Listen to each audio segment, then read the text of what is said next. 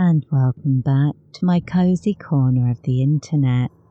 I'm Mayastar, and today we have another unscripted video.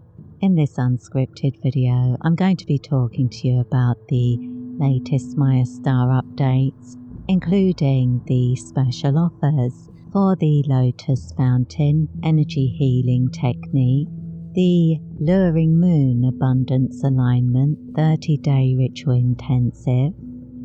I'll be answering some of your questions about energy healing and how it can help your manifesting work, and talking about my latest channeled meditation with Lemurian light language light codes, which is called the Lemurian Luring Moon Light Codes Meditation. As usual, I come armed with notes but without a script, so we'll be meandering around these topics and pursuing the scenic route to enlightenment.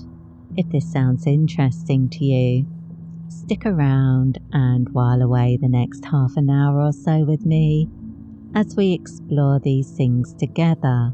If you'd like to work with me to progress your spiritual path with energy healing attunement courses, or any of the services that I offer through my website, which includes the energy healing transmissions, the spiritual guidance and mentoring options, the Mayastar temple blessing ceremonies, and the magical workings available on the Maya Magical website, please check out the links in the description box below, where you can learn more about the options available, join the mailing list, and become a part of the Mayastar tribe. If you have any questions for future episodes, please leave them in the comment section below or email them to me, and I will add them to the list to be considered for future episodes.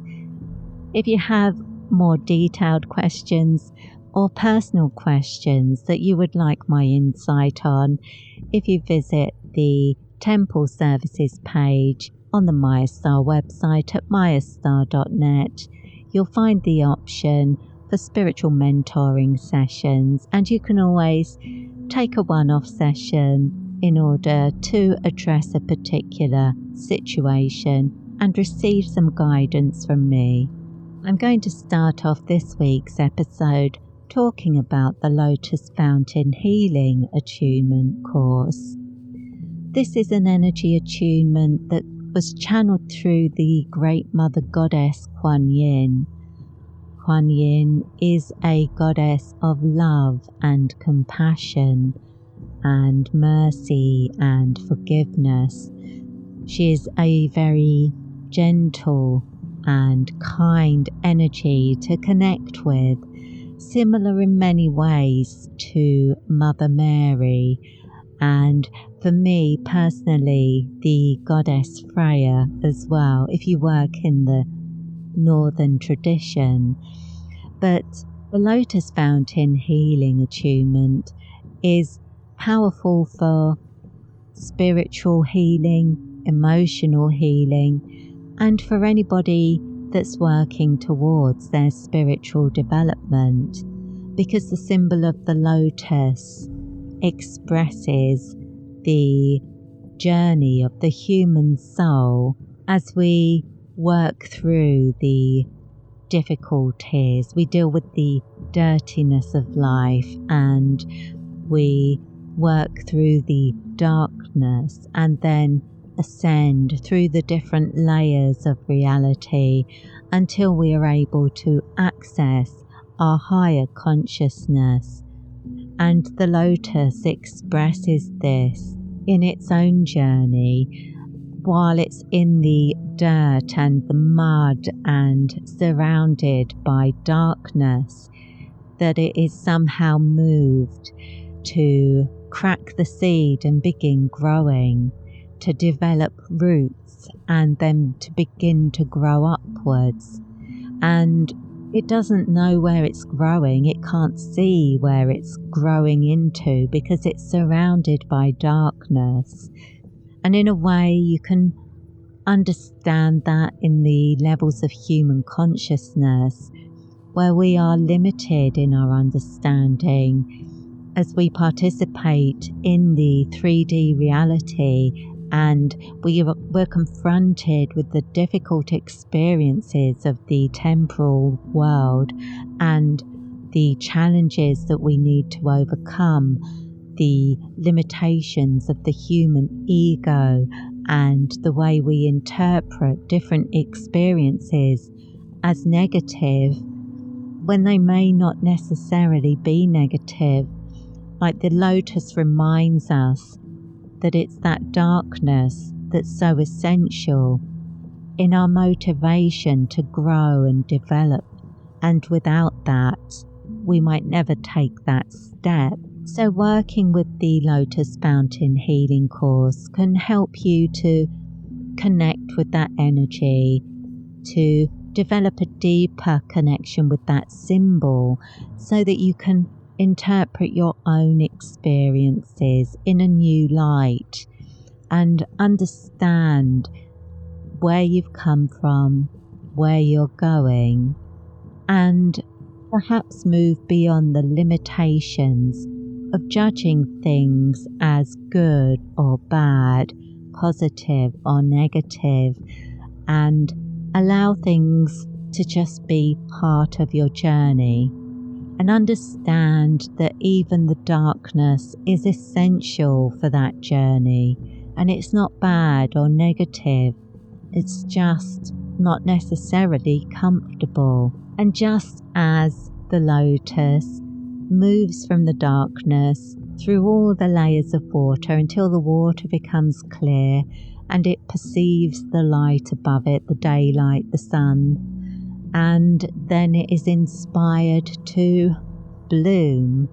And a blooming lotus is a symbol of awakening and of full consciousness, or the gaining of the sight, so that you have that new and complete perspective. I can tell you one thing, the lotus doesn't get to the top of the water and then start going, ew, where are my roots? Oh, it's so dirty, it's horrible. The lotus doesn't do that. The lotus, as it blooms into the daylight, is justifying its journey, every part of its journey, even the difficult parts, the dirty parts, the yucky parts. It is revealing the truth of its experiences, the truth, the translation of those negative and dark experiences into something beautiful, brilliant, and light. And we can meditate on that image, we can meditate on that symbol, and that can help us to understand what we're going through and where we're moving to. And working with the Lotus Fountain Healing Attunement course can be a profound way of doing that. If you want to use one of my meditation tracks to enhance your experiences of working with the Lotus Fountain Healing course, I recommend the Ocean of Compassion meditation, which expresses the energy of Kuan Yin, and which you can find on the Mayastar YouTube channel on the Releases tab or on your favourite music app. You can also purchase Mayastar meditations from Amazon or iTunes. And as I said, the Lotus Fountain Healing Attunement course is on special offer this week, so you can purchase it for the special offer price through the Mayastar website at mayastar.net. If you're a newsletter subscriber, you're going to hear about that shortly if you haven't already heard about it. And if you're not already a newsletter subscriber, you can become a member of the Mayastar tribe by joining the Mayastar mailing list at mayastar.net. Next, I want to answer a question that was submitted by Lily by email. And I'm sorry, I don't have the question on my list now. I don't know, I can't find it anyway, but I remember it because I had it in other notes that I'd written down for today's episode. And roundabout what it was is Lily asked which crystals could she work with to enhance her manifesting sessions, she was working with Lakshmi's Golden Good Fortune attunement. So my recommendation for anybody working on their manifesting would be to work with some form of quartz. Quartz is a very powerful crystal, and if you don't have any of the other types of quartz, clear quartz is particularly good for programming, and it contains all of the different energy frequencies. So if you think about the way that pure white light is a combination of all the different colours of light combined to form pure white light, when we're working with clear quartz, it's the pure white light of the crystal world, and all of the different energetic vibrations that are reflected in different colours for different energies are combined within clear quartz. And it's important as a way of amplifying the properties of other crystals, especially if you place quartz points around another crystal. You can really amplify the effect of that crystal. So my thoughts for you, Lily, were to perhaps use a piece of citrine quartz, which is a sort of yellow gold colour, and that's a particularly good crystal for manifesting. If you want to manifest happiness, success, or financial prosperity, any crystals that are sort of yellow or gold would be good options. But citrine quartz is particularly potent because the energy it gives out is so positive that it doesn't need regularly cleansing like other crystals do. Like clear quartz, you would need to cleanse that regularly, but citrine quartz, you don't need to do that. And so that makes it a very good crystal to use as a centerpiece for your abundance and prosperity altar. It's also a very good stone that you could use to represent the goddess Lakshmi on your altar. She has a similar high frequency, high energy, happy, joyful and successful energy about her. So it makes an excellent representation and an object for you to focus on when you're connecting with Lakshmi using the techniques in the Lakshmi Golden Good Fortune system. And I'm sure you're already using it, but the Lakshmi Golden Good Fortune meditation can be used to enhance your experience with working with that energy. And you can find that on the releases tab on YouTube or any of your favourite music apps. Just search for Lakshmi Golden Good Fortune and you'll find the meditation for that. Another idea I had for you for how you might set up your crystal centerpiece for your altar would be for you to write a petition to Lakshmi, stating your intentions. And just by writing down what you're actually aiming for can be a powerful magical act in itself, because you're translating your ineffable thoughts and your feelings, your emotions, your hopes, all these things that you probably don't particularly define or pin down. You're pinning them down by writing them down, and that in itself can be a sacred act.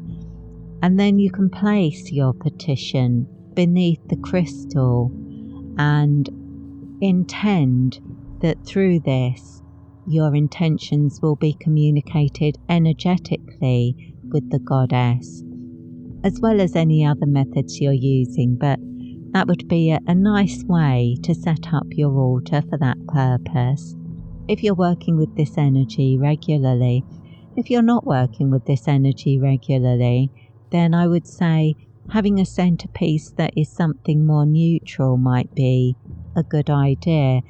When I'm working on manifesting work, I tend to use lapis lazuli, but that's just me and something that I've come to over a period of time, that's what works for me. But if you have a particular crystal that you feel drawn to, it might be that that's something that you can use on your altar, and it might not be citrine. It might be something completely different. It might not even be a crystal, but something that you can use as a centerpiece, something to focus on while you're going through your regular practice. So whether you meditate or perhaps use affirmations or something like that. And another way that you might enhance the process would be to follow my social media so that you receive the daily posts for the energy update.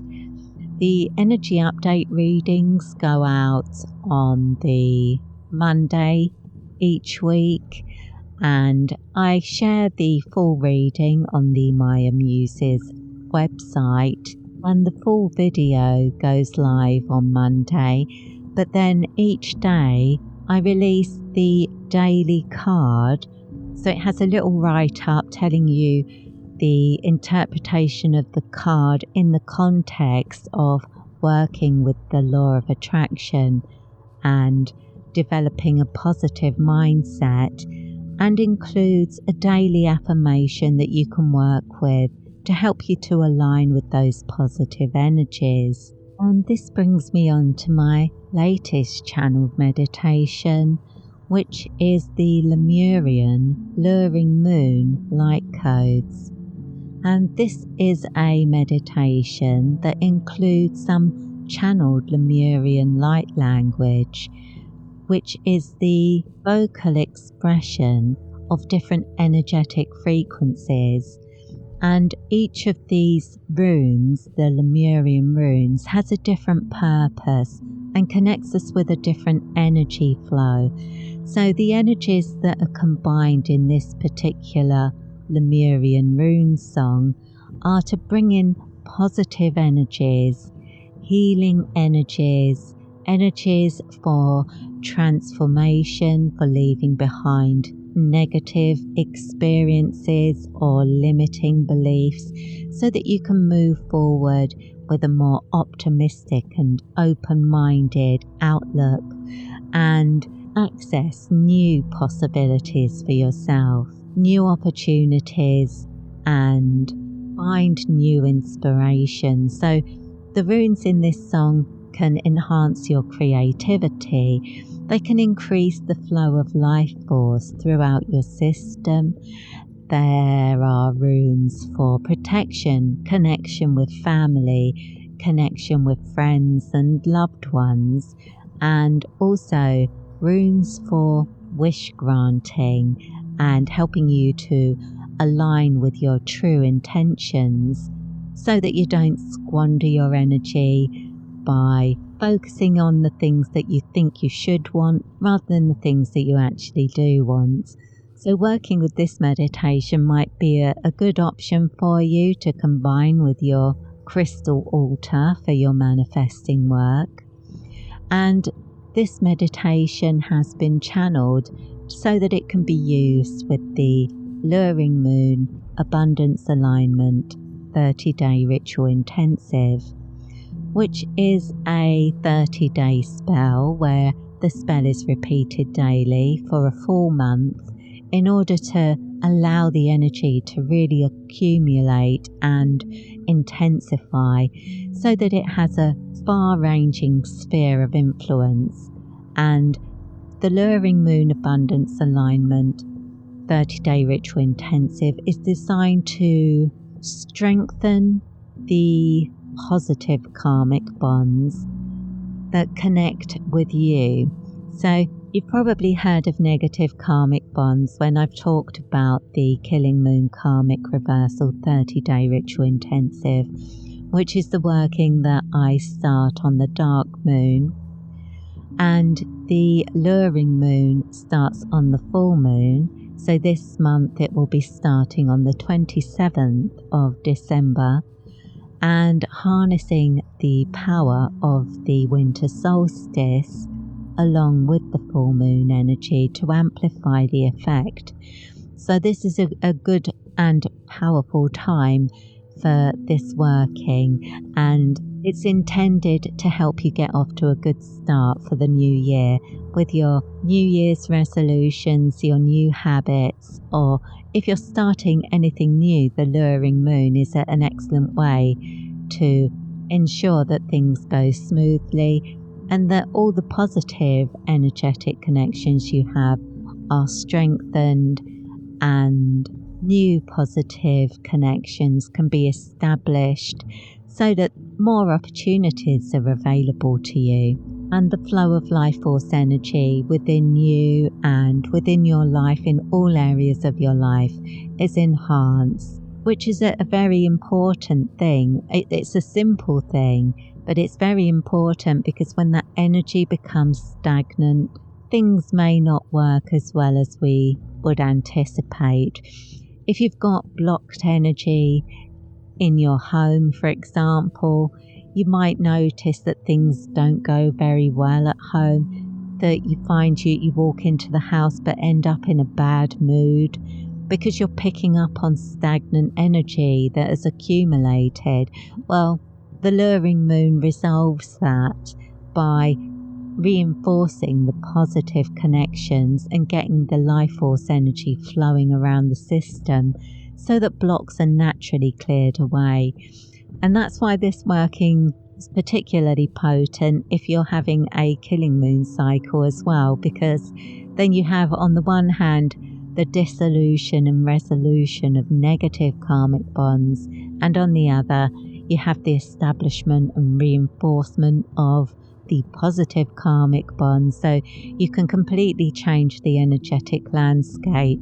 And this week, the Luring Moon Abundance Alignment 30-Day Ritual Intensive is on a special offer for newsletter subscribers. So if you're a newsletter subscriber, you'll already know about it, and if you're not, you may want to join the mailing list in order to be included in this special offer. And if you do participate in the Luring Moon Abundance Alignment 30-Day Ritual Intensive, I definitely recommend using the Lemurian Luring Moon Light Codes meditation to enhance the experience. And it's a very uplifting and positive meditation track, so I think you're going to enjoy it. I've made a dreamscape version, which I think will work well overnight while you're winding down for sleep and that kind of thing. I'm also doing an ocean waves and a thunder drum mix. At the time of recording this video, I've already finished these tracks, so they will be released very soon and they'll already be available at the time you're watching this video. So you can find those on the releases tab on YouTube or on your favourite music app, or purchase them from Amazon or iTunes. And the last question I have for today is another one that was submitted by email. This one says, you mentioned that you don't allow electronics in the temple. Could you explain why? Well, I'm a little bit more flexible these days with the electronics in that I will wear headphones in the temple, and I do have a speaker that I take into the temple. But when I say I don't allow electronics, what I mean mostly is that I never take my phone in to sessions because I find it way too distracting. And I mean, even if I've got the sound off, I find just the presence of the phone a bit of a distraction, I guess because of what it stands for. I mean, it's a means of outward communication with other people, with social media, communication with the entire world sort of thing. But no, I find it's just that energy really doesn't work for me within the temple. I used to have a tablet that I used in the temple, but that stopped working a long time ago. So now I use the phone. I set up a playlist on there, but I don't have it within the same room. I just have the speaker or headphones. That's only if I need music for that particular ritual, but I often do because most of them are dance rituals for me, so I do often have music in the temple, usually my own music now. So that's quite a change, because it used to be mostly classical music that I would dance to for those rituals, and now I'm developing my own music and dancing to that. It's quite an interesting experience for me, I have to say. It feels like some sort of weird alchemy to be dancing to your own music. In a way, it feels like I don't actually hear the music properly until I'm performing a ritual with it, because the rest of the time, if I'm mixing it, I'm listening to it in a certain way rather than appreciating the entire sound. So yeah, it's nothing to do with EMFs, if that's what you were thinking. I don't have any particular beliefs about, EMFs given off by electronic things affecting your psychic senses. They don't affect mine anyway. But I think the mobile phone is a bit different because of what it represents. I mean, it's not even just if you start receiving notifications, it's a distraction. I think symbolically it's a distraction. I've had to move it away from where I'm working some of the time, because if I see notifications come through on the phone out of the corner of my eye, that can distract me from what I'm doing, and maybe I'll stop what I'm doing and then go off to read an email or something like that. And it certainly wouldn't work within the temple. And I also don't allow recording devices in the temple. This is just my preference. I know there are witches that do, but for me, it's an extension of the idea that we don't talk about the spells that we perform. We don't tell people when we're performing a spell. For ourselves, we wouldn't talk about that to other people, because even if you think other people are supportive of your goals, they may not be. They may say all the right things, but they might be thinking something different. They might be fearful or jealous, or they might just have a judgmental attitude. And you don't really want that energy having any effect on your spell. You really don't. And so for me, it's almost like an extension of this habit of silence around magic that was very much emphasized when I was a young witch, but these days is perhaps not, because people post pictures of their altar and pictures of their ritual garb all over social media, like nothing sacred anymore. But even though I consider myself a professional witch, it's not something. I'm not going to cosplay as a witch in order to make my social media look more exotic, because what I'm doing when I'm practicing magic, it's a sacred thing. It would be like you wouldn't go into a church and start recording yourself going to take communion or something. That would be really weird, wouldn't it? That would be so wrong. If that was a ritual that meant a lot to you, why would you do that? That would be really, really weird. And so for me, it's the exact same thing. I wouldn't be recording my rituals like that. It's between me and the gods. When I'm in that environment, everything, it's just between me and the gods.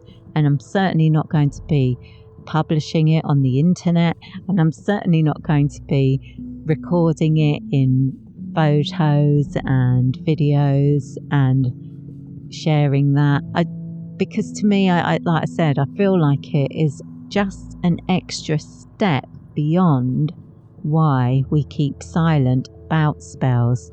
This is just my personal feeling about the subject. I know other people do different things, and that's fine. If they feel comfortable sharing that, then that's fine, obviously. But I certainly wouldn't do. But I'm kind of old-fashioned when it comes to witchcraft in some ways, I suppose.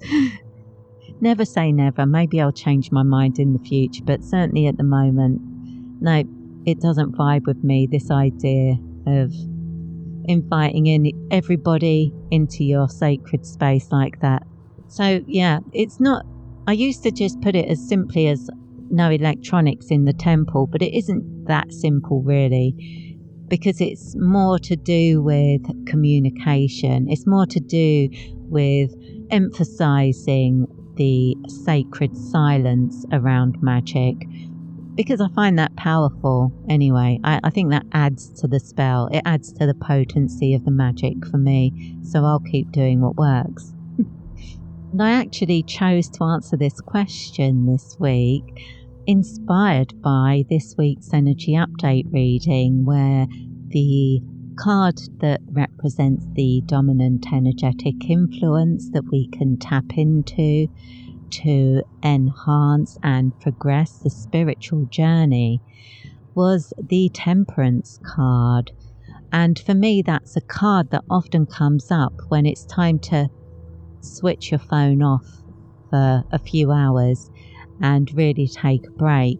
It's a card where I might, if that came up for me as a daily card, I might spend extra time doing something like yoga or trance work, something quiet, something less energizing. Like some of my rituals can be quite energizing because they're dance rituals, and sometimes that can be quite stimulating, whereas other practices that I complete are completed in silence, and that's a whole different vibe. So the Temperance card coming up is usually something where I want to participate in a practice that revolves around silence, and that reminded me of why I don't take electronics into the temple, because of the magical emphasis on intentional silence.